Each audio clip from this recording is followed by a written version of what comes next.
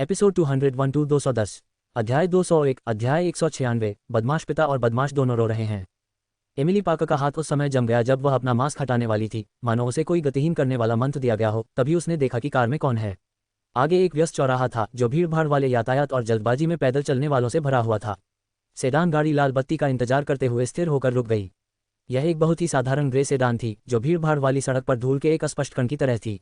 हालांकि एमिली ने तुरंत पहचान लिया कि यह एडम विलो की कार थी, उसने ही इसे चुना था। उसकी निगाहें कार पर टिकी थीं और यात्री सीट पर ग्रेस विलो बैठी थी। इस समय ग्रेस मुस्कुरा रही थी और गाड़ी चला रहे आदमी से उत्साहपूर्वक बात कर रही थी। वह उत्साहपूर्वक इशारे करती, कभी कभी हंसी से अपना मुंह ढक लेती और अपने बगल में खड़े आदमी की ओर देखने के लिए अपना सिर घुमा लेती। जब एमिली ने उस आदमी का प्रोफाइल देखा तो उसकी पुतलियां चौड़ी हो गईं और वह सदमे से भर गई। वह आदमी इवान पामर था। वह कैसे हो सकता है? वे एक साथ कैसे रह सकते हैं? ये दृश्य ऐसा था जैसे कोई चकाचौंध कर देने वाली रोशनी एमिली की आंखों में सीधे घुस रही हो। एमिली के दिमाग में कुछ कौंधा, जैसे रात के आसमान में टूटता हुआ तारा तेजी से गुजर रहा हो। यह एक अंतर्ज्ञान था जो ये सुझाव दे रहा था कि इस साधारण से दिखने वाले दृश्य के पीछे कोई अज्ञात रहस्य हो सकता है। इस संक्षिप्त आघात के बाद एमिली चिंतनशील हो गई। उसकी नज़रें उस धूसर सेडान पर टिकी थीं और उसने जल्दी से फैसला ले लिया। उसने जल्दी से एक गुजरती टैक्सी को रोकने के लिए हाथ उठाया। जैसे ही कार का दरवाज़ा खुला, वह तेजी से अंदर घुस गई और ड्राइवर से तुरंत बोली, ड्राइवर कृपया उस ग्रे सेडान के पीछे आगे चलो, उसे खोना मत। टैक्सी सेडान के पीछे पीछे चलती हुई यातायात में शामिल हो गई। पूरे रास्ते एमिली की नज़र आगे चल रही कार पर से हटी ही नहीं। कार आगे बढ़ती रही और अंततः लव एंड काइंडनेस हॉस्पिटल के प्रवेश द्वार पर रुक गई। पहले तुम अंदर जाओ, मैं बाद में आऊँगा। इवान पामर ने सावधानी से पीछे की ओर देखा, उसकी आंखें सतर्कता से भरी हुई थीं। ये सुनिश्चित करने के बाद कि उसे कोई परिचित चेहरा नहीं दिख रहा है, अंततः उसे इतनी राहत मिली कि वह पार्किंग स्थल की तलाश करने लगा। ग्रेस विलो ने कुछ बार खांसी की, वह पहले से अधिक समृद्ध दिखाई दे रही थी। उसने अपने बाल ठीक किए और स्थिर कदमों से लव एंड काइंडनेस हॉस्पिटल में चली गई। बेटा, मैं अभी तुम्हारे अस्पताल के प्रवेश द्वार पर हूँ। ग्रेस विलो ने अपना फ़ोन निकाला और जोर जोर से बोलने लगी, बिना ये ध्यान दिए कि वहाँ से गुजर रहे लोग उसे अजीब नज़रों से देख रहे हैं।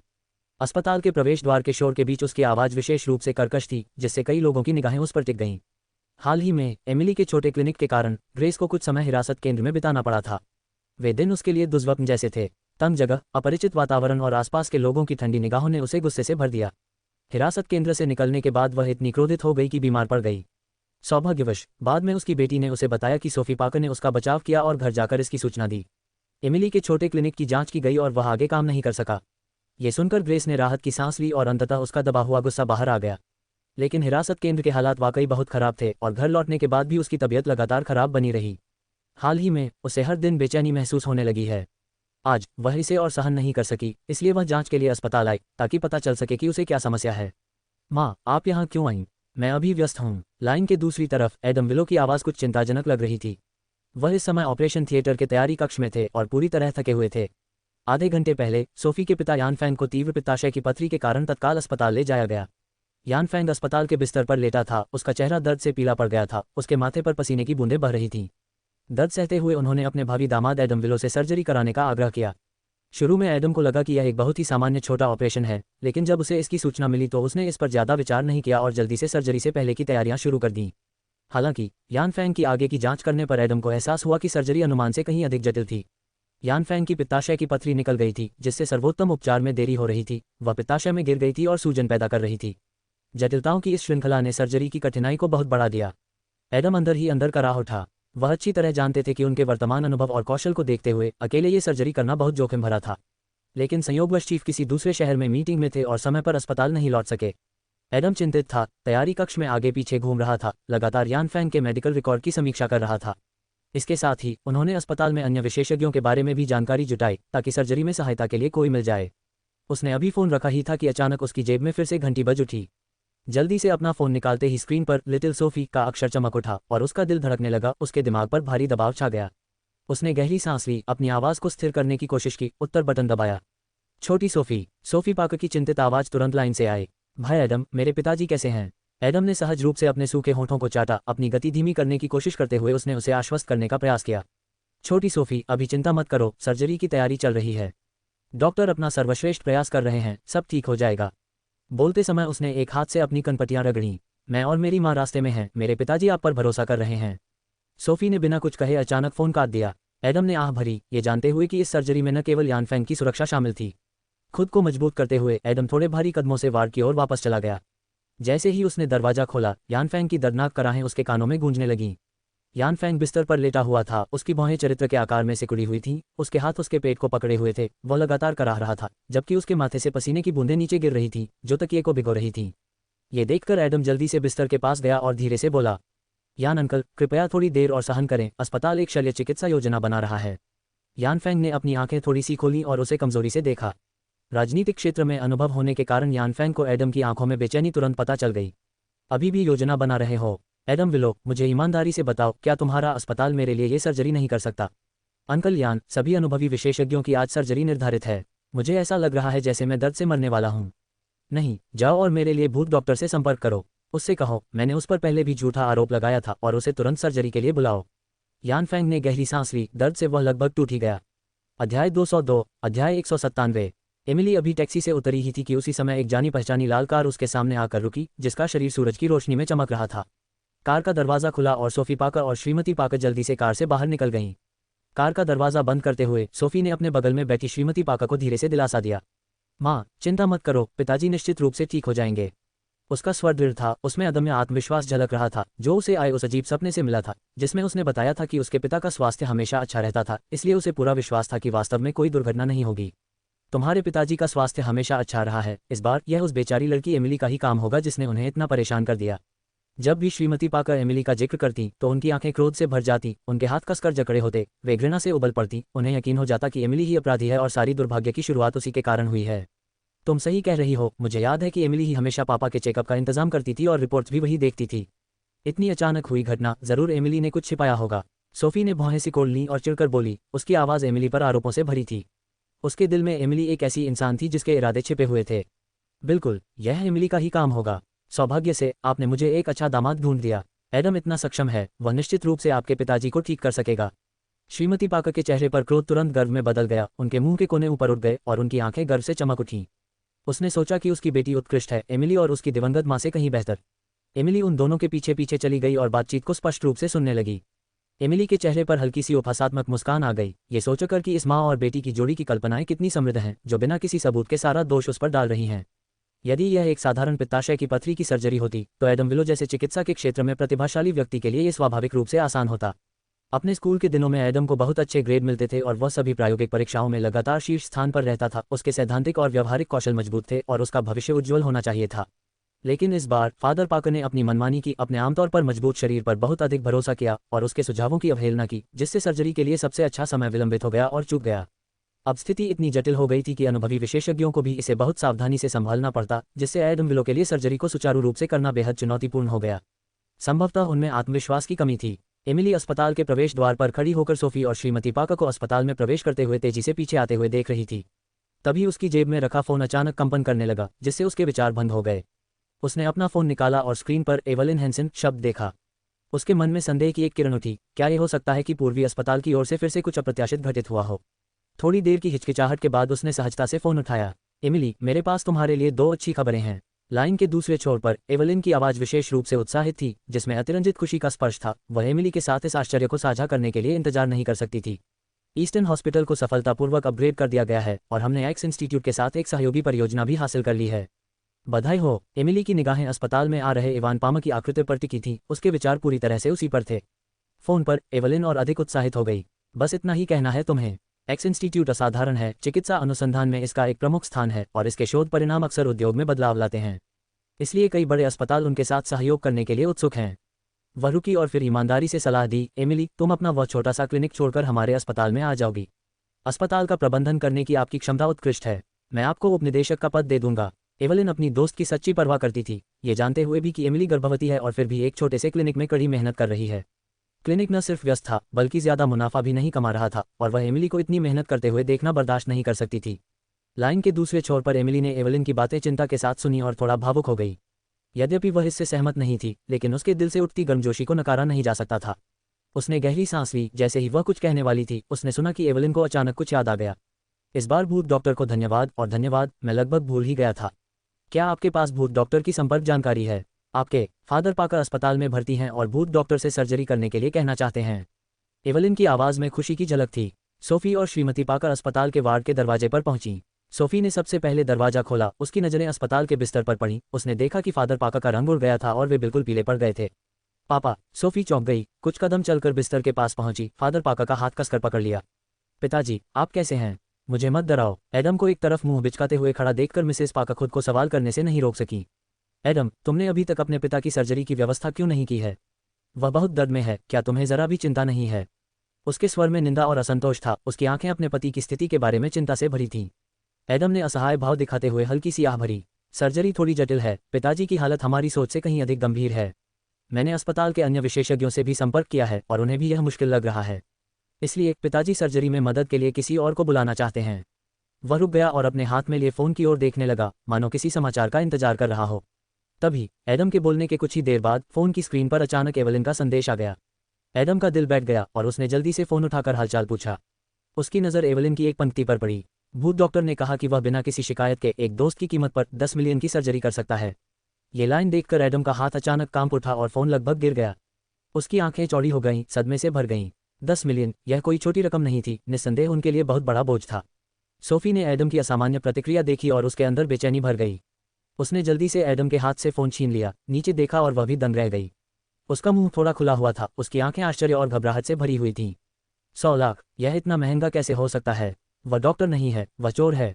सोफी क्रोधित थी, उसने एडम की ओर देखा, उसकी आंखें उम्मीद से भरी थीं। भाई एडम, हम सभी आप पर विश्वास करते हैं, आपने सर्जरी में पिताजी की मदद की। उनकी बातचीत सुन रही श्रीमती पाका भी वहां आ गईं। फ़ोन पर संदेश देखकर उन्हें भी बहुत गुस्सा आया। हाँ एडम, तुम सर्जरी करो। माँ और बेटी की निगाहें एडम पर टिकी थीं, जिसके पास अनिच्छा से सहमत होने के अलावा कोई विकल्प नहीं था। एमिली कुछ देर तक लव एंड काइंडनेस हॉस्पिटल के बाहर इंतजार करती रही, लेकिन इवान पामा और ग्रेस विलो बाहर नहीं आए, इसलिए उसने एक पल सोचा और फिर पार्किंग स्थल पर चली गई। अध्याय 203, अध्याय 198। एमिली पाका मुड़ी और पार्किंग स्थल की ओर चली गई। इवान पामा जल्दी से लव एंड काइंडनेस अस्पताल से बाहर आ गया। आप इवान पामा के चिंतित चेहरे और तेज कदमों को देख सकते थे, ऐसा लग रहा था जैसे वह किसी महत्वपूर्ण व्यक्ति का अभिवादन करने के लिए दौड़ रहे हों।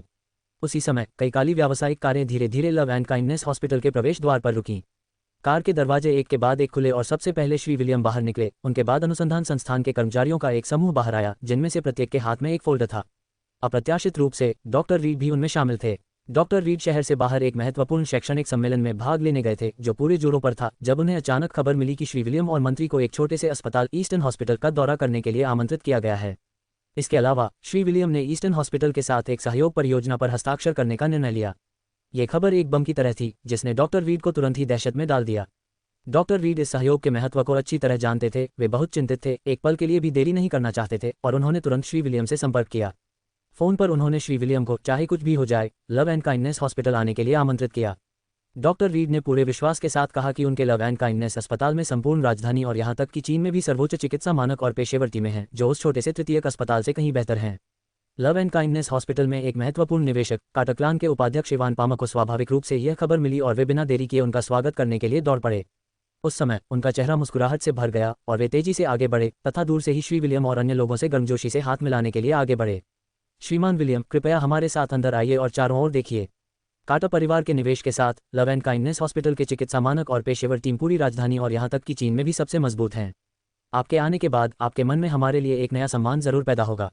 इवान पामा का स्वर आत्मविश्वास से भरा था, उन्हें पता था कि एक बार यह सहयोग परियोजना सुरक्षित हो जाने पर वह बोर्ड में अपनी स्थिति को मजबूती से स्थापित कर सकेंगे और उस निकम्मे व्यक्ति कार्लोस को मात दे सकेंगे। डॉक्टर रीड भी उतने ही आत्मविश्वास से भरे हुए थे और वे श्री विलियम तथा अन्य लोगों को बड़े कदमों से अस्पताल के अंदर की ओर ले जा रहे थे। इस दौरान डॉक्टर रीड ने लव एंड काइंडनेस हॉस्पिटल के विभिन्न लाभों के बारे में गर्व से बात की, जिसमें उन्नत चिकित्सा उपकरण और अनुभवी विशेषज्ञ टीम से लेकर सफल उपचार के मामले शामिल थे। जब समूह ने पूरे अस्पताल का दौरा किया तो श्री विलियम ने थोड़ा सिर हिलाया। डॉक्टर रीड ने शुरू में सोचा था कि ये शानदार उपलब्धियां और ताकतें श्री विलियम को प्रभावित करेंगी, जिससे लव एंड काइंडनेस हॉस्पिटल की काफ़ी प्रशंसा होगी। लेकिन जैसे जैसे दौरा आगे बढ़ा, उन्होंने गौर से देखा कि श्री विलियम की प्रतिक्रिया कुछ हद तक ठंडी लग रही थी। श्री विलियम ने कभी कभी केवल विनम्रता से सिर हिलाया, लेकिन वह प्रशंसा नहीं दिखाई जिसकी उन्हें उम्मीद थी। दौरे के बाद सभी लोग थोड़ी देर आराम करने के लिए कॉन्फ्रेंस रूम में आए। डॉक्टर रीड अपनी चिंता पर काबू नहीं रख पाए और उन्होंने सावधानी से मिस्टर विलियम से लव एंड काइंडनेस हॉस्पिटल के बारे में उनकी राय पूछी। मिस्टर विलियम ने अपनी कॉफ़ी उठाई, धीरे से घूंट लिया और इत्मीनान से कहा, डॉक्टर रीड, आपका लव एंड काइंडनेस हॉस्पिटल वास्तव में काफ़ी अच्छा है, जिसमें उन्नत उपकरण, पेशेवर डॉक्टर और उद्योग में अच्छी प्रतिष्ठा है। लेकिन ये काफ़ी अच्छा है, यह उस अस्पताल से बहुत अलग नहीं है जहां हम पहले गए थे। ये सुनकर डॉक्टर रीड का दिल बैठ गया और उनके चेहरे की मुस्कान थोड़ी फीकी पड़ गई। उन्होंने कभी यह उम्मीद नहीं की थी कि उनके गौरवशाली लव एंड काइंडनेस हॉस्पिटल को श्री विलियम की नज़रों में केवल काफ़ी अच्छा ही माना जाएगा। इससे पहले कि वह संभल पाते, श्री विलियम ने आगे कहा, और उस अस्पताल में एक बहुत ही युवा और प्रतिभाशाली डॉक्टर है। आप जानते हैं कि हमारा एक्स रिसर्च इंस्टीट्यूट हमेशा से युवा लोगों की खोज करना चाहता है, जिससे उन्हें रूढ़ियों को तोड़ने और युवा टीमों के साथ सहयोग करने के अधिक अवसर मिलते हैं। डॉक्टर एक्स का हमेशा से यही दर्शन रहा है। इसके विपरीत उस अस्पताल की युवा ऊर्जा और नवोन्मेषी क्षमता हमारे सहयोग दर्शन के साथ अधिक मेल खाती है। श्री विलियम के शब्दों ने ठंडे पानी की तरह डॉक्टर रीड के दिल की अधिकांश आशा को खत्म कर दिया। वह वहीं स्तब्ध होकर बैठ गया। कुछ क्षणों के लिए उसे समझ नहीं आया कि वह क्या प्रतिक्रिया दे। डॉक्टर रीड के मन में श्री विलियम के शब्द गूंजते रहे तथा उन्हें एहसास हुआ कि लव एंड काइंडनेस हॉस्पिटल की एक्स रिसर्च इंस्टीट्यूट के साथ सहयोग प्राप्त करने की उम्मीद बहुत कम है। उसके बगल में इवान पामा उत्सुकता से बैठे हुए सोच रहे थे कि लव एंड काइंडनेस हॉस्पिटल की मजबूत क्षमताओं के साथ एक्स रिसर्च इंस्टीट्यूट के साथ सहयोग व्यावहारिक रूप से सुनिश्चित था। कौन अनुमान लगा सकता था कि श्री विलियम के शब्द एक भारी आघात की तरह होंगे, जिससे वह स्तब्ध रह जाएंगे, उनकी अभिव्यक्ति स्थिर हो जाएगी और उनकी आंखें अविश्वास से भर जाएंगी। हालांकि व्यापार जगत में अनुभवी होने के नाते इवान पामा ने तुरंत प्रतिक्रिया दी। श्री विलियम द्वारा डॉक्टर एक्स का उल्लेख सुनने पर उन्होंने तुरंत स्थिति को संभालने का प्रयास करने का अवसर प्राप्त कर लिया। श्री विलियम, युवा डॉक्टर प्रशिक्षण की बात करें तो लव एंड काइंडनेस हॉस्पिटल निस्संदेह अग्रणी है। क्या आपको डॉक्टर विलो याद है, जिसे आपने पिछले रिसेप्शन में देखा था? जब इवान पामा ने यह कहा तो उसकी आंखों में गर्व की चमक आ गई, मानो उसने आशा की आखिरी किरण पकड़ ली हो। जैसे ही इवान पामा ने एडम विलो का उल्लेख किया, श्री विलियम की अभिव्यक्ति थोड़ी अजीब हो गई। उसने धीरे से अपनी भौहें सिकुड़ी, उसकी आंखों में एक जटिल भावना झलक उठी और फिर वह कुछ देर के लिए मौन हो गया। शांत सम्मेलन कक्ष में यह सन्नाटा विशेष रूप से अचानक प्रतीत हुआ और डॉक्टर रीड और इवान पामा की नज़र में इसकी व्याख्या अलग अलग तरीके से की गई। दोनों ने एक दूसरे को देखा, मन ही मन प्रसन्न हुए और विश्वास किया कि वास्तव में, जैसा कि उन्होंने उम्मीद की थी, एडम विलो डॉक्टर एक्स का छात्र होने के नाते मिस्टर विलियम की नज़रों में महत्वपूर्ण स्थान रखता था। इस अवसर का लाभ उठाते हुए डॉक्टर रीड ने अपने चेहरे पर मुस्कान बिखेरी और कहा, हाँ, डॉक्टर विलो एक युवा प्रतिभा है जिनके विकास पर हम ध्यान केंद्रित कर रहे हैं। चिकित्सा अनुसंधान में उनकी प्रतिभा अत्यंत उच्च है और उन्होंने पहले ही एक अत्यंत प्रभावशाली अंतर्राष्ट्रीय शोध पत्र प्रकाशित किया है। समय आने पर वह निश्चित रूप से चिकित्सा क्षेत्र में उत्कृष्टता हासिल करेंगे। इवान पामा ने उत्सुकता से सहमति में सिर हिलाया। बिल्कुल बिल्कुल, डॉक्टर विलो की योग्यता और क्षमता पूरी राजधानी में शीर्ष युवा डॉक्टरों में से एक है, जो एक्स रिसर्च इंस्टीट्यूट के सहयोग दर्शन के साथ पूरी तरह से मेल खाती है। उन्हें पूरी उम्मीद थी कि एडम विलो की वजह से श्री विलियम अपना मन बदल लेंगे और लव एंड काइंडनेस हॉस्पिटल के साथ सहयोग पर पुनर्विचार करेंगे। डॉक्टर विलो की बात करें तो वह इस समय सर्जरी कर रहे हैं। वर्तमान से बेहतर कोई समय नहीं है, चलो अब साथ मिलकर देखते हैं। डॉक्टर रीड को अभी अभी खबर मिली थी कि एडम विलो अपने भावी ससुर की पित्ताशय की पथरी की सर्जरी में सहायता कर रहे हैं। पित्ताशय की पथरी की सर्जरी केवल छोटी सर्जरी होती है। श्री विलियम अपने परिवार के साथ ऑपरेशन कक्ष में सर्जरी देखने गए। जब वे ऑपरेशन कक्ष के प्रवेश द्वार पर पहुंचे तो उन्होंने सोफी पाकर और उसकी बेटी को बाहर बैठे इंतजार करते देखा। जैसे ही वे अंदर जाने वाले थे, अचानक एक नर्स ऑपरेशन कक्ष से बाहर आ गई। डायरेक्टर, ये ठीक नहीं है, सर्जरी में अप्रत्याशित जटिलता आ गई है, कृपया जल्दी से अंदर आकर देख लें। अध्याय 204, अध्याय 199। ये सुनते ही डॉक्टर रीड की मूलतः सौम्य मुस्कान तुरंत ही रुक गई तथा कठोर और अप्राकृतिक लगने लगी। डॉक्टर रीड के हाव भाव देखकर सोफी पाकर और श्रीमती पाकर भी अचानक उठ खड़ी हुई। मेरे पिताजी को क्या हुआ है? सोफी की आवाज में स्पष्ट घबराहट थी। वह तत्काल पूछताछ कर रही थी। उसकी आंखें बेचैनी से भरी हुई थीं और वह डॉक्टर रीड को गौर से देख रही थी, मानो उनके चेहरे पर उत्तर ढूंढने की कोशिश कर रही हो। मैं जाकर देखूंगा। डॉक्टर रीड ने ज्यादा स्पष्टीकरण नहीं दिया और जल्दी से सर्जरी कक्ष में चले गए। इस समय असहनीय रूप से लंबा हो गया था और हर गुजरता सेकंड सोफी और श्रीमती पाकर के दिलों को पीड़ा दे रहा था।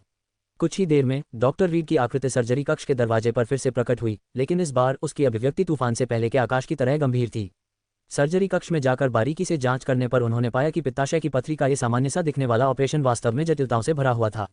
विभिन्न कारणों से फादर पाकर को इष्टतम उपचार अवधि नहीं मिल सकी और अब उनका स्वास्थ्य अत्यंत खराब हो गया था तथा उनके कई महत्वपूर्ण अंग गंभीर रूप से संक्रमित हो गए थे। यहाँ तक कि डॉक्टर रीड जैसे समृद्ध अनुभव और उत्कृष्ट चिकित्सा कौशल वाले विशेषज्ञ भी जब ऑपरेशन टेबल के सामने खड़े थे तो उनके दिल में ठंडक की लहरें महसूस होने लगी और वे सचमुच इस सर्जरी को आसानी से करने का साहस नहीं कर पा रहे थे। एडम विलो एक तरफ खड़ा था, उसका चेहरा अपराध बोध से भरा हुआ था। उसने अपना सिर नीचे कर लिया। सोफी और श्रीमती पाकर से नजरें मिलाने की हिम्मत नहीं जुटा पाया। उसका दिल आत्मदोष से भर गया, ये सोचते हुए कि बीमारी का जल्दी पता न लगा पाने के कारण ही आज ये कठिन परिस्थिति उत्पन्न हुई है। तुरंत उस भूत डॉक्टर से संपर्क करें। एक क्षण विचार करने के बाद डॉक्टर रीड ने इस लगभग असंभव कार्य को अभिमानी भूत डॉक्टर को सौंपने का निर्णय लिया। उनके मन में यह बात थी कि इस ऑपरेशन में जोखिम बहुत अधिक था और कोई भी छोटी सी गलती गंभीर परिणाम पैदा कर सकती थी। इसके अलावा डॉक्टर रीड का हमेशा से मानना था कि भूत डॉक्टर की चिकित्सा कुशलता चाहे कितनी भी उच्च क्यों न हो, वह संभवतः उनसे बेहतर नहीं हो सकती। यदि सर्जरी के दौरान भूत डॉक्टर से कोई चूक हो जाती तो ये श्री विलियम को यह दिखाने का अवसर हो सकता था कि भूत डॉक्टर की प्रख्यात कुशलताएं अफवाहों के अनुसार चमत्कारी नहीं थीं। इस तरह श्री विलियम ईस्टर्न हॉस्पिटल के साथ सहयोग परियोजनाओं पर पुनर्विचार कर सकते हैं। लेकिन भूत डॉक्टर किसी की जान बचाने से पहले 10 मिलियन की मांग करता है। पाकर परिवार संभवतः ये खर्च वहन नहीं कर सकता। एडम विलो परेशान दिखे। उन्हें अच्छी तरह से समझ आ गया कि 10 मिलियन कोई छोटी रकम नहीं है और अस्पताल तथा पाकर परिवार दोनों के लिए एक बड़ा बोझ है। लेकिन अगर फादर पाकर को कुछ हो गया तो चिकित्सक के रूप में उनकी संभावनाएं बर्बाद हो जाएंगी। ये सुनकर डॉक्टर रीड ने इवान पामा को तुरंत एक तरफ खींच लिया और धीमी आवाज में चर्चा करने लगे। उनके हाव भाव गंभीर थे, भौहें तनी हुई थी और वे गहन चर्चा में लगे हुए थे। अंततः उन्होंने निर्णय लिया कि एडम विलो और लव एंड काइंडनेस हॉस्पिटल के भविष्य के लिए तथा श्री विलियम और एक्स इंस्टीट्यूट का विश्वास पुनः प्राप्त करने के लिए 10 मिलियन का भुगतान किया जाना चाहिए। निर्देश प्राप्त करते हुए एडम विलो ने भूत डॉक्टर से संपर्क करने के लिए तुरंत एवलिन हैंसन को फिर से बुलाया। छोटी सोफी, सर्जरी दोबारा क्यों नहीं हो रही है? आपके पिताजी को कोई परेशानी नहीं होगी, है ना? श्रीमती पाकर अचानक हुए इस परिवर्तन से अचंभित रह गईं। उनकी आवाज कांपने लगी और उनके हाथ अनायास ही हल्के से कांपने लगे। सोफी का दिल भी उथल पुथल में था, संदेह से भरा हुआ था, लेकिन उसने खुद को शांत रहने के लिए मजबूर किया, अपनी आवाज को और अधिक आश्वस्त करने का प्रयास किया। माँ, चिंता मत करो, पिताजी निश्चित रूप से ठीक हो जाएंगे। 20 मिनट और बीत गए। सर्जरी कक्ष के बाहर उत्सुकता से प्रतीक्षा कर रहे लोगों के लिए प्रत्येक सेकंड बहुत लंबा लग रहा था। अंततः एक स्पष्ट डिंग की आवाज के साथ लिफ्ट के दरवाजे धीरे धीरे खुल गए। मास्क पहने और बहुत ही साधारण कपड़े पहने एक महिला शांत कदमों से लिफ्ट से बाहर निकली। पैसे कहाँ हैं? वह व्यक्ति डॉक्टर रीड के सामने आराम से टहलता हुआ चला गया। भूत डॉक्टर, ये रहा 10 मिलियन का चेक। क्या आपको विश्वास है कि आप अंदर मौजूद व्यक्ति का इलाज कर सकते हैं? इवान पामा ने अपने हाथ में चेक देखा। उसका दिल दुख रहा था, लेकिन अस्पताल की खातिर उसे एक बड़ा त्याग करना पड़ा। उसने दांत पीसते हुए चेक अभी अभी आए एमिली पाकर को थमा दिया। एमिली ने चेक स्वीकार कर लिया, उस पर नजरें गड़ाए और इत्मीनान से उसे रख दिया। 10 लाख? किस तरह की सर्जरी के लिए इतना पैसा चाहिए? क्या आप लोगों से जबरन वसूली नहीं कर रहे हैं? ये रकम सुनकर सोफी और श्रीमती पाकर क्रोध से भर गईं। उनका क्रोध प्रज्वलित ज्वाला की तरह जल रहा था। वे विश्वास नहीं कर पा रहे थे कि यह तथाकथित भूत डॉक्टर ऐसे नाजुक क्षण में इतनी बड़ी रकम की मांग करेगा। क्या 10 मिलियन बहुत महंगा है? या फिर आपको लगता है कि उपमंत्री पाकर की जान की कीमत 10 मिलियन डॉलर नहीं है? एमिली ने उनके गुस्से भरे भावों को देखा और कुछ हद तक खुश हुई। उन्होंने पहले भी फादर पाकर को उपचार में देरी न करने की चेतावनी दी थी, लेकिन उन्होंने सुनने से इनकार कर दिया और अब उन्हें इतनी बड़ी कीमत चुकानी पड़ रही है। वे किसे दोषी ठहरा सकते हैं? अब जब आपको पैसे मिल गए हैं तो क्या आप सर्जरी करवा सकते हैं? एडम विलो ने एमिली की ओर देखा। उसकी आंखें तिरस्कार से भरी थीं। उनके मन में ये भूत डॉक्टर चिकित्सा क्षेत्र में एक घातक ट्यूमर था। जब मरीज की जान दांव पर लगी हो तो उससे भारी रकम वसूलना पूरी तरह से घृणित व्यवहार था और उन्होंने दिल से महसूस किया कि एमिली डॉक्टर बनने के योग्य नहीं है। चलो थोड़ी देर और इंतजार करते हैं। एमिली शांत रही, उसे कोई जल्दी नहीं थी, मानो तनावपूर्ण माहौल से उसका कोई लेना देना ही नहीं था। और इंतजार करना पड़ेगा। क्या आप अंतिम क्षण में कीमत बढ़ाने की कोशिश कर रहे हैं? एडम विलो का स्वर लगातार अरुचिकर होता गया। उसने एक कदम आगे बढ़ाया, उसकी आंखों में खतरा साफ झलक रहा था और घोस्ट डॉक्टर के प्रति उसका असंतोष चरम पर पहुंच गया था। तभी फिर से एक डिंग की आवाज गूंजी। पीछे के लिफ्ट के दरवाजे एक बार फिर खुल गए जब senior sister long eastern hospital की मेडिकल टीम के साथ अंदर आई, जिससे पहले से ही तनावपूर्ण माहौल में और अधिक जटिलता आ गई। सब लोग यहाँ हैं, है ना? एमिली की निगाहें सीनियर सिस्टर लॉन्ग और मेडिकल टीम के सदस्यों के चेहरों पर घूम गईं। उनकी आंखों में मूल्यांकन और पुष्टि का भाव था। सीनियर सिस्टर लॉन्ग ने चुपचाप समझ लिया और जवाब में जोर से सिर हिलाया। हाँ, किसी भी समय शुरू करने के लिए तैयार हूँ। एक निश्चित उत्तर के साथ एमिली ने आगे बढ़कर सर्जरी कक्ष में मजबूती से कदम रखा। मेडिकल टीम के सदस्य व्यवस्थित ढंग से उनके पीछे पीछे चल रहे थे। पैर तेजी से हिल रहे थे, फिर भी तालमेल बना हुआ था और जैसे ही सर्जरी कक्ष के दरवाजे बंद हुए, बाहरी दुनिया अलग थलग लग रही थी। केवल तनावपूर्ण और प्रत्याशित मौन रह गया। इस बीच सर्जरी अवलोकन कक्ष में श्री विलियम एक्स इंस्टीट्यूट के कर्मचारियों के साथ जीवंत बातचीत कर रहे थे। ऐसा लगता है कि चीन में चिकित्सा मानक अभी भी हमारे देश से बहुत भिन्न हैं। डॉक्टरों को छोड़कर श्री विलियम ने अपनी बाहों को छाती पर मोड़ लिया, अपनी ठुड्डी को थोड़ा ऊपर उठा लिया। उनके शब्दों में अनजाने में अहंकार की झलक थी। हालांकि इससे पहले कि वह अपनी बात पूरी कर पाता, सर्जरी कक्ष का दरवाजा अचानक फिर से खुल गया और कदमों की आहट सुनाई देने लगी। एमिली और उनकी टीम अंदर आए। एमिली को मास्क पहने देखकर मिस्टर विलियम का पहले से उदासीन चेहरा जम गया। उनका मुंह इतना खुला हुआ था कि वह लगभग एक अंडा निगल सकता था। अध्याय 205। अध्याय 200।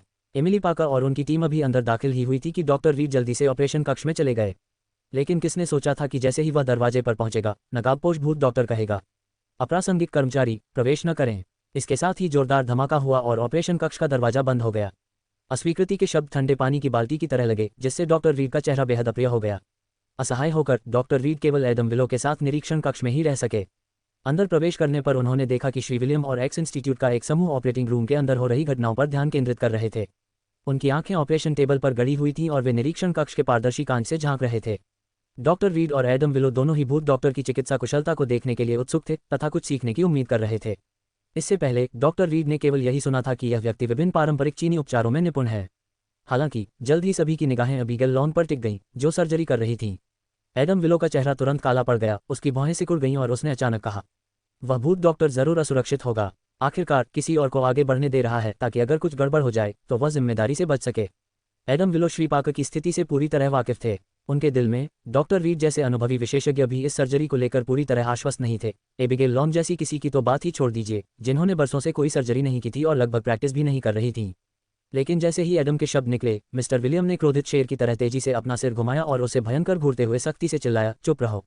अचानक हुई इस फटकार से एडम विलो वहीं जम गया। उसका चेहरा शर्मिंदगी से लाल और सफ़ेद हो रहा था। उसे समझ नहीं आ रहा था कि वह क्या प्रतिक्रिया दे। कुछ ही दिनों में चीज़ें इतनी बदल कैसे गईं? मिस्टर विलियम का उसके प्रति रवैया इतना अलग क्यों हो गया? ऑपरेशन कक्ष में जब ऑपरेशन अपने सबसे महत्वपूर्ण तनावपूर्ण चरण में पहुंच गया तो सर्जिकल लाइटों से तेज चकाचौंध कर देने वाली चमक निकलने लगी। सीनियर सिस्टर लॉन की गतिविधियां धीमी हो गईं, उनके माथे पर पसीने की बूंदें बह रही थीं, उनकी आंखों में झिझक और तनाव का भाव था। उस महत्वपूर्ण क्षण में एमिली पाकर तेजी से उसके करीब आए और उसके कान में कुछ शब्द फुसफुसाए। एक क्षण में सीनियर सिस्टर लॉन की आंखें हल्की सी चमक उठी और उनका पहले से तनावपूर्ण चेहरा काफी हद तक हल्का हो गया।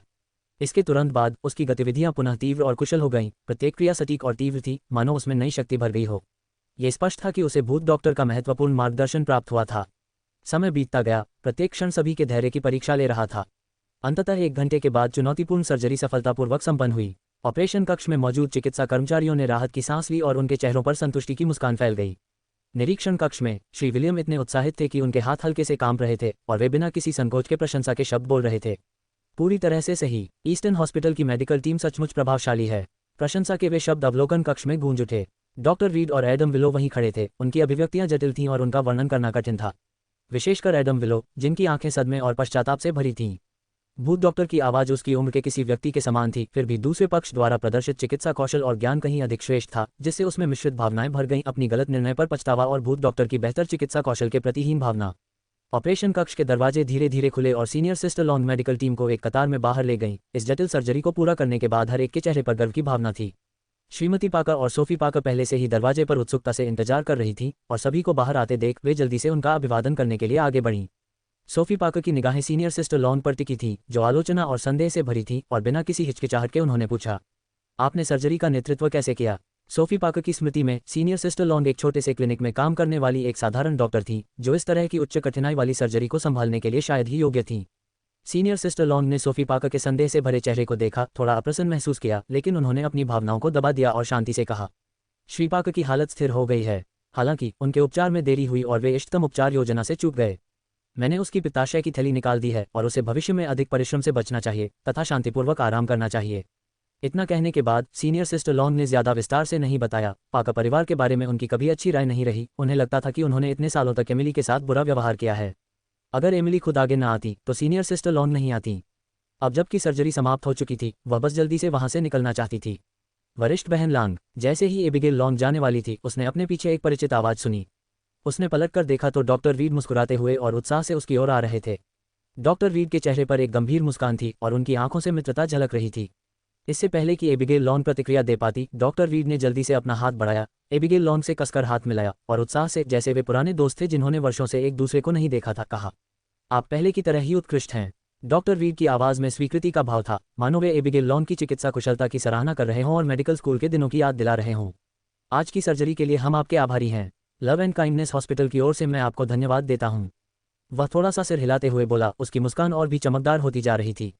फिर स्वर बदलते हुए डॉक्टर रीड ने कहा, इसके अलावा अस्पताल बोर्ड की ओर से मैं आपको हमारे अस्पताल में मुख्य चिकित्सक बनने के लिए आमंत्रित करना चाहता हूं। यद्यपि यह प्रस्ताव गंभीर लग रहा था, लेकिन उनका थोड़ा ऊंचा स्वर और उनकी मुद्रा का अनजाने में सीधा होना यह सुझाव दे रहा था कि वे एबिगेल लॉन को एक दुर्लभ अवसर प्रदान कर रहे थे। एबिगेल लॉन ने अपनी भौहें थोड़ी सी सिकुड़ीं। पिछले कुछ वर्षों में उनका बायोडेटा प्रभावशाली नहीं रहा था और उनकी डिग्री मेडिसिन में डॉक्टरेट की मुख्यधारा की आवश्यकताओं के अनुरूप नहीं थी। ईस्टर्न हॉस्पिटल के अलावा अन्य शीर्ष अस्पताल वास्तव में उनके जैसे डॉक्टर को स्वीकार नहीं करते। नहीं धन्यवाद, मेरे पास बेहतर योजनाएं हैं। एबिगेल लॉन ने डॉक्टर रीड के प्रस्ताव को सिरे से अस्वीकार कर दिया। वरिष्ठ बहन लांग, आपको पुनर्विचार करना चाहिए। अगर आप हमारे अस्पताल में दाखिला लेते हैं तो मैं इस साल आपको अपने डॉक्टरेट छात्र के रूप में दाखिला देने पर विचार कर सकता हूं। जैसा कि आप जानते हैं, चिकित्सा क्षेत्र में मेरी प्रतिष्ठा काफ़ी ऊंची है और मेरे डॉक्टरेट छात्र बनकर ही आप चिकित्सा जगत में अपनी जगह फिर से बना सकते हैं। मेरे डॉक्टरेट छात्र पदों की हमेशा उच्च मांग रहती है। डॉक्टर रीड ने आधे मजाक में हंसते हुए कहा, नहीं धन्यवाद, मैं डॉक्टरेट की पढ़ाई करने की योजना बना रहा हूँ। मैंने अपना पर्यवेक्षक पहले ही चुन लिया है, वह डॉक्टर एक्स हैं।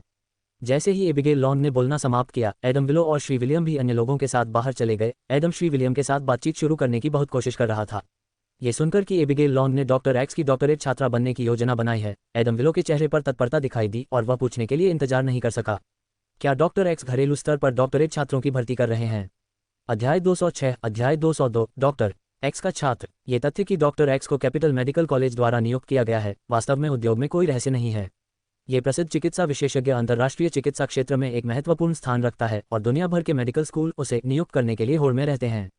हालांकि वह हमेशा काम में व्यस्त रहे हैं और उन्होंने केवल कैपिटल मेडिकल कॉलेज में विजिटिंग प्रोफेसर बनने के लिए सहमति दी है। इतने वर्षों में उन्होंने कभी भी छात्रों को नहीं लिया।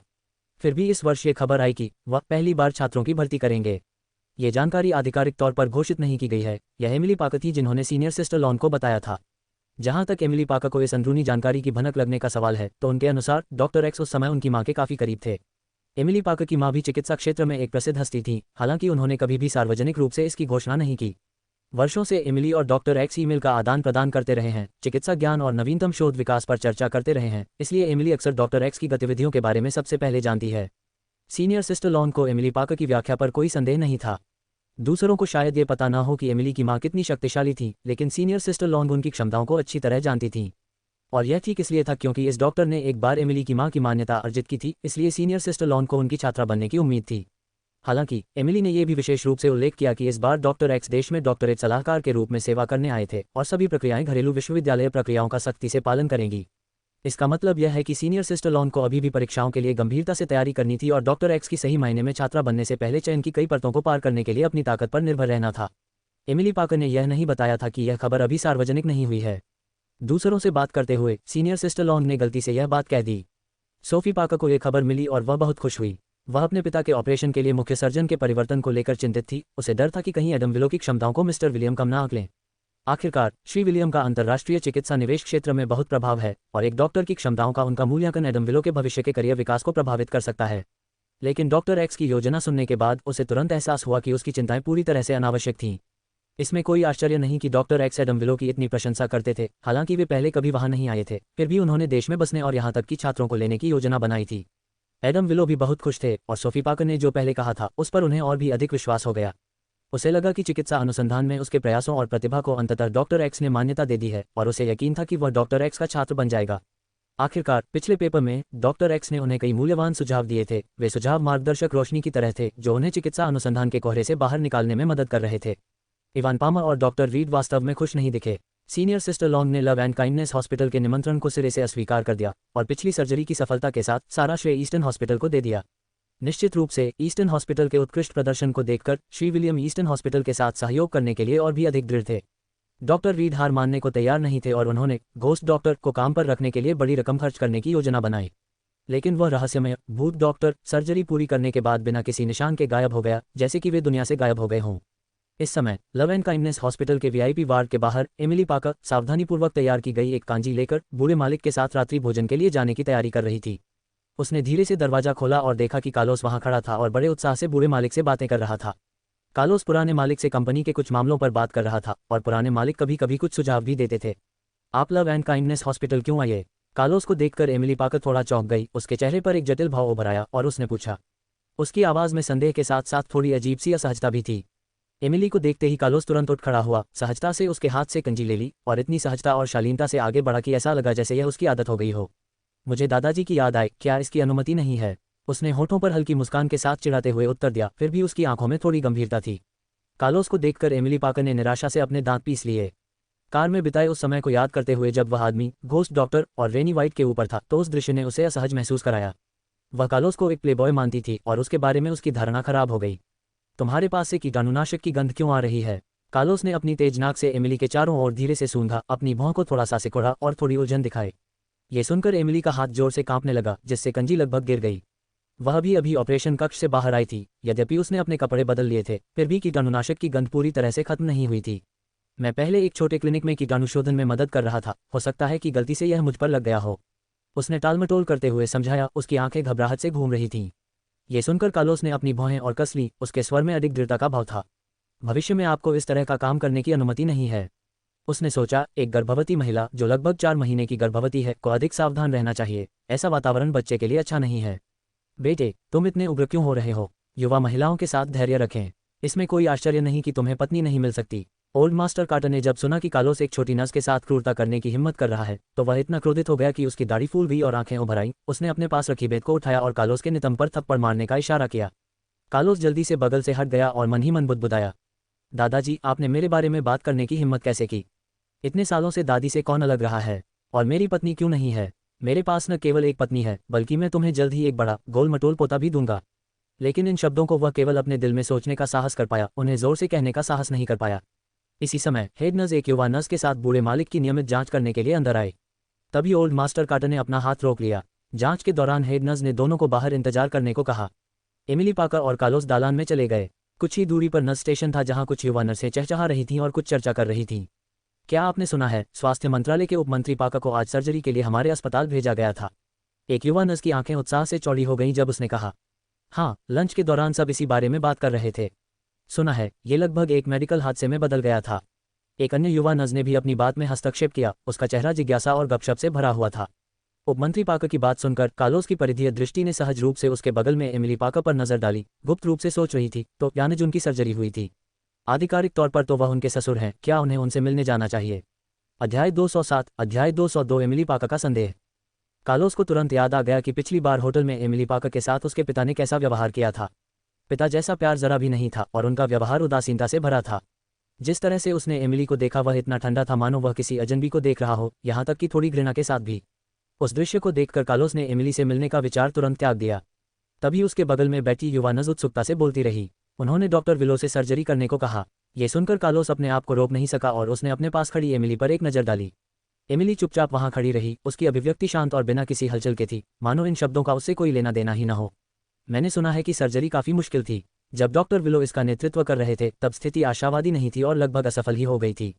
युवा नर्स का स्वर गपशप भरा था। अंत में निदेशक ने तत्काल अन्य अस्पतालों से विशेषज्ञों को मदद के लिए बुलाया। किस तरह का विशेषज्ञ इतना अविश्वसनीय है, डॉक्टर विलो और निर्देशक से भी बेहतर। एक अन्य युवा नर्स हैरान थी और पूछने से खुद को नहीं रोक सकी। लगता है उस व्यक्ति का नाम कुछ भूत जैसा है। युवा नर्स ने भौहें चढ़ाईं और याद करने की कोशिश करने लगी। क्या ये भूत डॉक्टर है। जैसे ही युवा नर्सें उत्साहपूर्वक चर्चा कर रही थीं, अचानक उनके पास से एक चुंबकीय आवाज आई। उन्होंने सहज ही ऊपर देखा और एक क्षण में सभी की आंखें चमक उठीं। उनके सामने एक असाधारण रूप से सुंदर आदमी खड़ा था। उसके नैन नक्श गहरे और सुडौल थे, किसी भी पर्दे के आदर्श की तरह आकर्षक, लंबा और सीधा कद, मानो कोई सुपरमॉडल किसी अंतर्राष्ट्रीय रनवे से उतर रही हो। उनकी गहरी और मंत्रमुग्ध कर देने वाली आंखें समूह पर हल्के से घूम रही थीं, फिर भी उनमें एक अदृश्य आकर्षण था जिससे युवा नर्सों के दिलों की धड़कनें तेज हो गई थीं और उनके गालों पर लाली छा गई थी। लगता है यही नाम है। उस आदमी के आकर्षण से आकर्षित होकर युवा नर्सों ने उत्सुकता से सिर हिलाया। उनके सिर चावल पर चोंच मारती मुर्गियों की तरह हिल रहे थे। वह नीच औरत सचमुच पैसों के लालच में अंधी हो गई है। कार्लोस ने अस्पताल में एमिली द्वारा घोस्ट डॉक्टर पर किए गए अपमानजनक शब्दों को याद किया और उसे क्रोध की लहर महसूस हुई। इसमें कोई संदेह नहीं कि एमिली ने मोटी रकम की पेशकश की होगी, जिससे भूत डॉक्टर ने पिछली अपमान की भावना को भुला दिया और बेशर्मी से सर्जरी में मदद की। जब कार्लोस ने इस बारे में सोचा तो वह अपने पीछे खड़ी एमिली की ओर देखने से खुद को रोक नहीं सका। ये कैसा संयोग है कि भूत डॉक्टर और एमिली दोनों ही लव एंड काइंडनेस हॉस्पिटल में दिखाई देंगे। क्या यहाँ कुछ संबंध हो सकता है। कार्लोस एमिली से इसके बारे में पूछने ही वाला था कि तभी मुख्य नर्सों ने अपना राउंड समाप्त कर लिया और दरवाजा खोलकर वार्ड से बाहर निकल गईं। हाल ही में ओल्ड मास्टर का स्वास्थ्य बहुत स्थिर रहा है, सभी संकेतक सामान्य हैं और वह काफ़ी अच्छी तरह से ठीक हो रहे हैं। हेड नर्स ने धैर्यपूर्वक समझाते हुए एक सौम्य मुस्कान धारण की, लेकिन फिर अपनी आवाज़ में खेद के संकेत के साथ उसने आगे कहा, हालांकि उन्होंने बस छुट्टी देने की इच्छा व्यक्त की थी। ये सुनकर कार्लोस गहरी सोच में पड़ गया। माँ को कुछ ही दिनों में छुट्टी मिल जाएगी और विला में पहले से ही देखभाल करने वालों की कमी थी। यदि भूत डॉक्टर क्लाउड लेक विला का नियमित दौरा कर सके तो उसके दादा की स्थिर स्थिति वहां बनाए रखी जा सकती है। लेकिन इसके साथ ही क्लाउड लेक विला में 2 मरीजों की देखभाल जरूरी होगी और मारिया जल्द ही हाई स्कूल के अपने महत्वपूर्ण जूनियर वर्ष में प्रवेश करने वाली है, इसलिए काम का बोझ बहुत ज्यादा होगा। हाउसकीपर चाहे कितनी भी काबिल क्यों न हो, सब कुछ अच्छी तरह से संभालना मुश्किल हो सकता है। इसके अलावा एमिली के साथ उसका रिश्ता उस बिंदु पर पहुंच गया था जहां उन्हें दादाजी के साथ ईमानदार होने की जरूरत थी। याद करते हुए कि कैसे दादाजी एमिली को पसंद करते थे, उसके साथ गर्मजोशी से पेश आते थे, जैसे कि वह असली कार्टर परिवार की पोती हो, जबकि उनकी असली पहचान एक बाहरी व्यक्ति की तरह लगती थी। कार्लोस खुद को असहाय महसूस करते हुए भौहें सिकोड़ने से खुद को नहीं रोक पाया। उसकी और एमिली की शादी बस एक समझौता था जो साफ साफ लिखा था, एक बार जब एमिली बच्चे को जन्म दे देगी तो वे सौहार्दपूर्ण ढंग से अलग हो जाएंगे। यदि दादाजी को इस बारे में पता चला और उन्होंने अपने उग्र और सुरक्षात्मक स्वभाव से प्रतिक्रिया व्यक्त की तो इससे अप्रत्याशित लहरें पैदा हो सकती थीं और उनके स्वास्थ्य पर असर पड़ सकता था। इन चुनौतीपूर्ण और जटिल मुद्दों के बारे में सोचते हुए कार्लोस को सिरदर्द होने लगा और उसकी कनपटियां धड़कने लगीं। उसने अपनी भौहें सिकोड़ी और फिर हेड नर्स से कहा, चलो अभी दादाजी की छुट्टी के बारे में बात नहीं करते, यह कोई छोटी बात नहीं है। मुझे कोई भी फैसला लेने से पहले वापस जाकर परिवार के साथ इस बारे में अच्छी तरह से चर्चा करनी होगी। 2 दिन बाद श्रीमती कार्टर को आधिकारिक तौर पर छुट्टी दे दी गई। कार्लोस एमिली को लेने ईस्टर्न अस्पताल गए। कार्लोस जल्दी से एमिली को अस्पताल के कमरे के दरवाजे तक ले गया। दरवाज़ा पूरी तरह बंद नहीं था और अंदर से हल्की हल्की हंसी की आवाज़ें आ रही थीं। जैसे ही उन्होंने दरवाज़ा खोला, श्रीमती कार्टर और इवान पामर की प्यार भरी बातें उन्हें खुशी से गले लगा गईं। इस अवधि के दौरान अस्पताल में सावधानीपूर्वक उपचार से श्रीमती कार्टर के स्वास्थ्य में स्पष्ट रूप से सुधार हुआ था। उसका मूल रूप से थोड़ा पतला शरीर अब थोड़ा भर गया था तथा उसमें स्वस्थ ऊर्जा का संचार हो रहा था। उसके चेहरे से बीमारी के सामान्य चिन्ह फीके पड़ गए थे तथा उसकी जगह एक हल्की लालिमा आ गई थी, जिससे वह तरोताजा लग रही थी, मानो वह कई वर्ष जवान हो गई हो तथा पूरी तरह से नई लग रही हो। इस समय श्रीमती कार्टर अस्पताल के बिस्तर पर शान से बैठी थी। उनके हाथ में लाल गुलाबों का एक गुच्छा था। इवान पामर बिस्तर के पास खड़ा था, थोड़ा झुका हुआ, अनुग्रहपूर्ण और कोमलता से भरा हुआ। मैंने सुना कि आज आपको छुट्टी दी जा रही है, इसलिए मैं सुबह सुबह फूलों के घर गया और ध्यान से गुलाबों का एक गुलदस्ता तोड़ा ताकि आपको आश्चर्यचकित कर सकूं। श्रीमती कार्टर के होठों पर एक सौम्य मुस्कान थी और उन्होंने हल्के से दांतते हुए कहा, हम इतने सालों से एक बूढ़े जोड़े हैं और आप अभी भी इन युवाओं की चालें खेल रहे हैं। क्या आपको डर नहीं है कि बच्चे हंसेंगे? यद्यपि उसने ये कहा, परंतु उसकी आंखों में छिपी हुई शर्म छिप नहीं सकी। एमिली और कार्लोस अभी वार्ड में दाखिल हुए ही थे कि मिसेज कार्टर और इवान के बीच ऐसा स्नेहपूर्ण दृश्य देखकर उनके चेहरे पर उदासी छा गई। एमिली का मन कुछ दिन पहले लव एंड काइंडनेस हॉस्पिटल के पार्किंग स्थल में चला गया, जब उसे एडम विलो की कार मिली थी। उस समय इवान पामर के प्रति उसका शक जंगली घास की तरह बढ़ गया था। मानो किसी शक्ति के इशारे पर उसने उस कार के डैशकैम से छेड़छाड़ की थी ताकि कुछ सुराग मिल सके। लेकिन कई दिनों के बाद इवान कभी भी ग्रेस विलो से दोबारा नहीं मिला और कार हमेशा एडम विलो ही चलाता रहा, जिससे उसकी जांच निराशा और भ्रम से भरकर रुक गई। इस बीच कार्लोस की आंखें अप्रत्याशित रूप से झपकने लगी तथा जब वह अपने माता पिता की ओर देखने लगा तो उसके मन में एक स्पष्ट भावना प्रकट होने लगी। जैसे ही वे दोनों अपने विचारों में खोए हुए थे, श्रीमती कार्टर ने देखा कि उनके बेटे और बहू आ गए हैं और उनके चेहरे पर संतुष्टि भरी मुस्कान आ गई। कार्लोस, एमिली, मुझे खुशी है कि तुम आई। तुम्हारे पिता और मुझे तुमसे कुछ बात करनी है। श्रीमती कार्टर ने एमिली की ओर देखते हुए मुस्कुराते हुए कहा, तुम और एमिली विला में वापस क्यों नहीं चले जाते? पूरे परिवार का एक साथ जीवंत और खुश रहना बहुत अच्छा होगा और मैं एमिली की बेहतर देखभाल कर पाऊंगी। ये बच्ची गर्भवती है और हम कोई भी चूक नहीं कर सकते। अध्याय 208। अध्याय 203। श्रीमती कार्टर का चेहरा दयालुता से भरा हुआ था जब उन्होंने एमिली का हाथ धीरे से थामा। तुम्हारी माँ सही कह रही हैं, वह भी अभी एक गंभीर बीमारी से उभरी हैं। डॉक्टर ने बार बार जोर दिया है कि उन्हें खुश रहना चाहिए। इवान पामर ने आगे कहा, और जहां तक तुम्हारी बहन के तुम्हारे विला में आने की बात है, मुझे अभी तक तुमसे इस बारे में ठीक से बात करने का मौका नहीं मिला है। तुम सबने ही उसे बिगाड़ा है। इवान पामर को एमिली और कार्लोस के वैवाहिक संबंधों को लेकर हमेशा संदेह रहता था। ये संदेह एक बीज की तरह था जो धीरे धीरे उसके दिल में जड़ें जमा रहा था और अंकुरित हो रहा था। हाल ही में उन्हें अंततः वह साक्ष्य मिल गया जो उनके अनुसार उनके संदेह को पुष्ट कर सकता था। नवनियुक्त सचिव रेनी वाइट की सिफारिश कार्लोस ने की थी। जिज्ञासावश इवान पामर को कुछ पूछताछ के माध्यम से पता चला कि रेनी वाइट को स्कूल के दौरान कार्टर कबीले से सहायता प्राप्त हुई थी। रेनी वाइट के शब्दों और अभिव्यक्तियों से यह स्पष्ट था कि वह कार्लोस की असली पहचान नहीं जानती थी। इवान पामर के लिए अपने बेटे को किसी औरत के प्रति इतना ध्यान देते देखना दुर्लभ था। एमिली के प्रति तो उसकी ध्यान देने की क्षमता उससे भी ज्यादा थी, जिससे उसे अकेले में सोचने पर मजबूर होना पड़ा। इवान पामर ने मन ही मन एक योजना बना ली थी। वह एमिली की स्वास्थ्य लाभ की जरूरत को एक बहाना बनाकर दोनों को कुछ समय के लिए क्लाउड लेक विला वापस ले जाना चाहता था। उनकी राय में जब तक दोनों उनकी निगरानी में रहेंगे, ये पता लगाना आसान होगा कि उनके बीच की भावनाएं वास्तविक थीं या नहीं।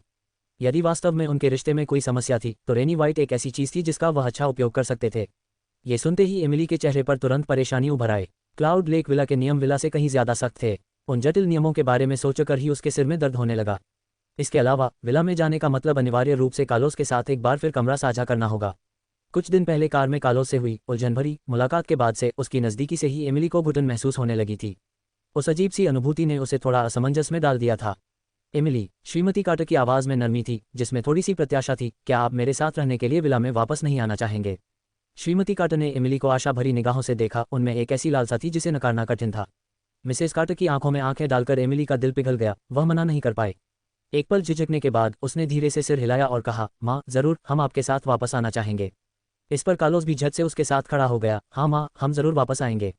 उसकी भी अपनी एक छोटी सी योजना थी, वरना वह छोटी सी शरारती मारिया अब भी जिद करके उनके कमरे में न बैठी रहती, जिससे उसे हर रोज अध्ययन कक्ष में अकेले सोना पड़ता और रातों की नींद हराम हो जाती। ये सुनते ही श्रीमती कार्टर की पहले से सिकुड़ी हुई भौहें तुरंत ढीली पड़ गईं। उनका चेहरा चिंता से खुशी में बदल गया और वे मुस्कुराईं। यही तो है, एक परिवार को एकजुट और संपूर्ण होना चाहिए। कार्लोस श्रीमती कार्टर के साथ क्लाउड लेक विला वापस आ गया। इस बीच एमिली पुनः विला में लौट आए। उसके पास बहुत कम सामान था और उसने जल्दी से सामान पैक कर लिया, बस कुछ छोटे छोटे डिब्बे। सामान पैक करने के बाद उसने समय देखा तो उसे एहसास हुआ कि मारिया की क्लास खत्म होने में अभी काफ़ी समय है। ऊब महसूस करते हुए उसकी नज़र कोने में रखे लैपटॉप पर पड़ी। एमिली चली गई और कंप्यूटर खोला। उसने कुशलतापूर्वक इसका संचालन किया तथा एडम विलो के कार रिकॉर्डर पर लगे मॉनिटर तक पहुंच बनाई।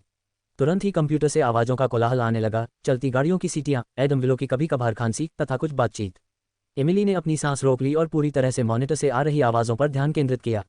उसके कानों तक पहुंचने वाली पहली आवाज़ें एडम विलो और सोफी पाकर की थीं। एडम विलो की आवाज़ में चिंता की झलक थी जब उन्होंने धीरे से पूछा, छोटी सोफी, तुम इतनी उदास क्यों हो? सोफी पाकर ने गहरी सांस ली, उसकी आवाज़ में निराशा थी। इसका जिक्र मत करो। मुझे नहीं लगता कि मेरे पिताजी अब मंत्री पद पर पदोन्नत हो पाएंगे। एडम विलो को थोड़ा आश्चर्य हुआ और उन्होंने तुरंत पूछा, क्या आपने नहीं कहा था कि आपके पिता को वर्ष की दूसरी छमाही में मंत्री पद पर पदोन्नत किए जाने की अच्छी संभावना है? सोफी पाकर की आवाज़ निराशा से भरी थी। शुरू में ऐसा ही होना था, लेकिन मेरे पिताजी की पित्ताशय की थैली निकालने के लिए सर्जरी हुई थी और विभाग को चिंता थी कि बहुत अधिक काम करने से उनके स्वास्थ्य पर असर पड़ेगा, इसलिए उन्होंने उनकी पदोन्नति स्थगित कर दी। ये सुनकर एमिली को ज़्यादा आश्चर्य नहीं हुआ, उसने बस अपने होठों पर एक हल्की सी मुस्कान ला दी। कंप्यूटर से ये शब्द सुनकर एमिली ने मन ही मन सोचा कि सोफी पाकर के पिता की पदोन्नति न हो पाना निस्संदेह पाकर परिवार के लिए एक बड़ा झटका होगा। विलो परिवार के अवसरवादी स्वभाव को देखते हुए सोफी और एडम विलो के विवाह में बाधाएं आ सकती हैं। जैसा कि उसने उम्मीद की थी, ये सुनने के बाद एडम विलो कुछ देर के लिए चुप रहा। तब एडम विलो ने आत्मा आलोचना की, छोटी सोफी, ये सब मेरी गलती है, मैं ज़्यादा कुशल नहीं हूँ।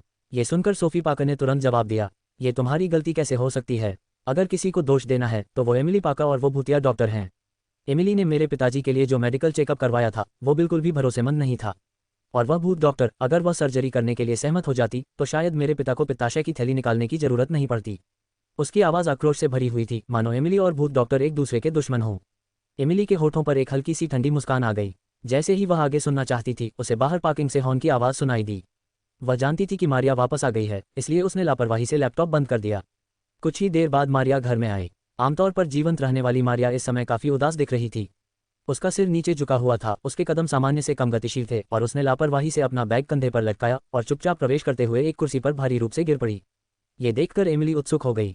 हमेशा खुश रहने वाली मारिया को आज क्या हुआ? मारिया के उदास चेहरे को देखकर एमिली के होंठ थोड़े मुड़ गए और उसने चिढ़ाते हुए आधे मजाक में पूछा, क्या बात है? क्लाउड लेक विला में वापस जाने का ख्याल ही तुम्हें इतना दुखी कर रहा है? इससे पहले एमिली ने मारिया को संदेश भेजकर सूचित किया था कि उन्हें कुछ समय के लिए क्लाउड लेक विला में रुकना होगा। ये सुनते ही मारिया तुरंत सीधी खड़ी हो गई और अपने हाथों को जोर से हिलाया। ऐसा बिल्कुल नहीं है, मुझे सच में माँ की बहुत याद आती है। ये तो बस भाभी, कैमरून जॉन, वह गद्दार, स्कूल छोड़ चुका है। ये कहते हुए उसने असहाय होकर आह भरी, उसका चेहरा निराशा से भरा हुआ था। क्या कैमरून जॉन ने स्कूल छोड़ दिया?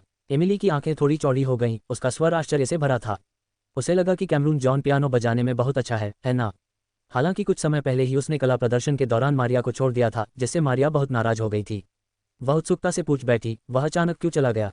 क्या तुम्हें कारण पता है? अध्याय 209, अध्याय 204, घर का एहसास। एमिली पाकर ने मारिया कार्टर के उदास चेहरे को देखा और खुद को थोड़ा टूटा हुआ महसूस करने से नहीं रोक पाए।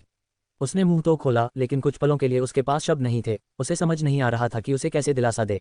आखिरकार जब रिश्तों की बात आई तो उसके पास खुद कोई सफलता की कहानी नहीं थी और वह दूसरों को सिखाने के लिए योग्य नहीं थी। एक क्षण विचार करने के बाद उसने धीरे से अपनी बाहें फैला दी, मारिया कार्टर को कोमलता से पकड़ लिया तथा उसे मौन आलिंगन के माध्यम से कुछ सांत्वना दी। मारिया कार्टर कैमरून जॉन के साथ हुई स्थिति के कारण कुछ समय से उदास थीं, लेकिन वह स्वाभाविक रूप से आशावादी थी और जल्द ही उसने खुद को समायोजित कर लिया और फिर से खुश हो गई। भाभी, चार्ल्स पॉन्ड ने स्कूल बदल लिया है।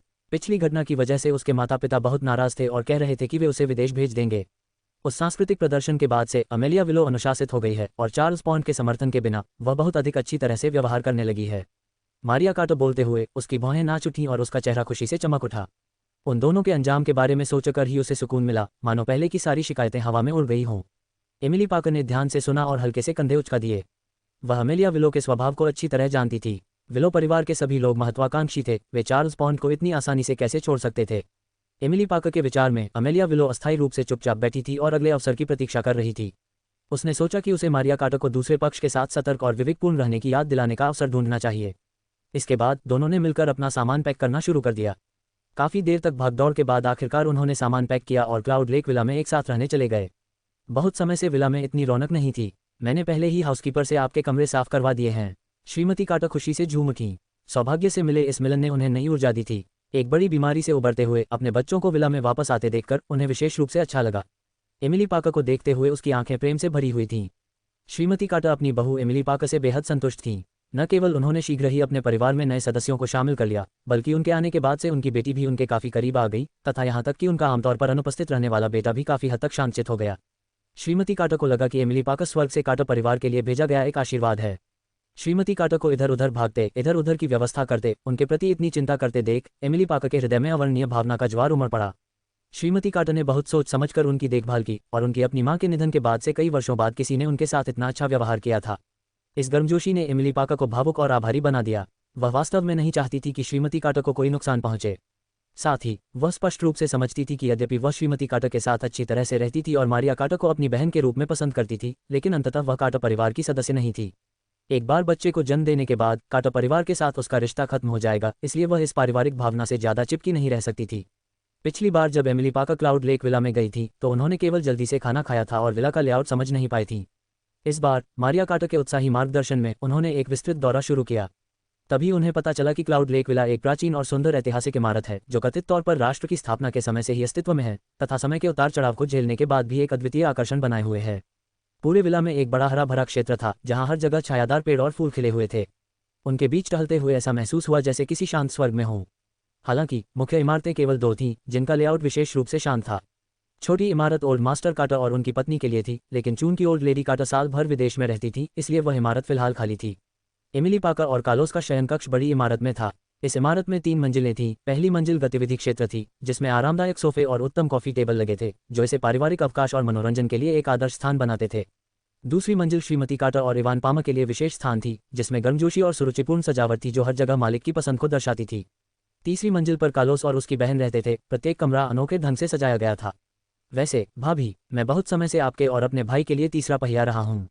अब समय आ गया है कि तुम दोनों को इसका बदला चुकाना होगा। मैंने तुम्हारे लिए एक शानदार उपहार तैयार किया है, ये तुम्हारी अलमारी में है। एमिली पार्कर को कमरे तक छोड़ने के बाद मारिया कार्टर ने अपना सामान नीचे रख दिया। एमिली पार्कर से रहस्यमय ढंग से कहा, फिर तुरंत दरवाजा बंद कर दिया और भाग गई। एमिली पार्कर ने इस बारे में ज़्यादा नहीं सोचा। उसके पास ज़्यादा सामान नहीं था और उसे 2 बड़ी अलमारियों का उपयोग करने की ज़रूरत नहीं थी। उसने अपना सामान एक तरफ रख दिया और अपना सारा सामान सूटकेस में रख लिया। अभी अभी पसीना आया था इसलिए उसने नहाने की योजना बनाई। अध्याय 210 अध्याय 205 ये गलतफहमी कुछ बड़ी है। बाथरूम भाप से भर गया था। एमिली पार्कर ने काफ़ी देर तक इंतजार किया। धुंध के कारण उसकी दृष्टि धुंधली हो गई और उसने यह नहीं देखा कि एक लंबा व्यक्ति बाहर से आया है।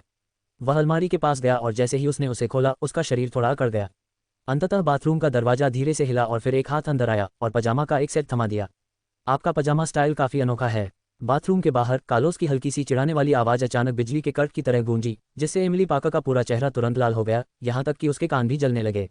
यह आप क्यों हैं? मैंने सोचा कि यह मारिया है। एमिली पार्कर के कान गर्म हो रहे थे। उसने अनाड़ीपन से उस पजामे को पकड़ने के लिए हाथ बढ़ाया, मानो उसे डर हो कि कार्लोस उसे फिर से देख लेगा। उसका दिल ढोल की तरह धड़क रहा था, उसकी छाती पर धड़क रहा था। वह कार्लोस के यहाँ आने के लिए बिल्कुल भी तैयार नहीं थी। लेकिन जब उसने घबराहट में नीचे देखा और कार्लोस द्वारा दिए गए पजामा को देखा तो उसे ऐसा महसूस हुआ जैसे उसका सिर घूम रहा हो, मानो वह जल उठी हो, पके हुए झींगे की तरह लाल हो गई हो। पजामा पतले काले रेशम से बना था जो उसकी उंगलियों को छूते समय हल्की ठंडक देता था, और इस स्टाइल ने उसे इतना शर्मिंदा कर दिया कि उसकी इच्छा हुई कि वह किसी गड्ढे में घुस जाए जो एक जीने से अंडरगारमेंट से ज्यादा कुछ नहीं था। ये पूरी तरह से खुला और बोल्ड था। माँ ने मुझसे पूछा था कि क्या तुम्हें कोई आहार संबंधी प्रतिबंध है।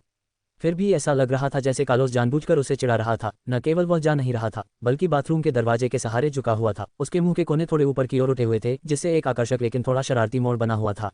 उसने मन ही मन सोचा, एमिली पार्कर तो वाकई बहुत बोल्ड है। सिर्फ 4 महीने में ही इतने अंतरंग कपड़ों से अपनी पूरी अलमारी तैयार कर ली है। वाकई हैरानी की बात है। नौकरानी की पोशाक, काली रेशमी वर्दी।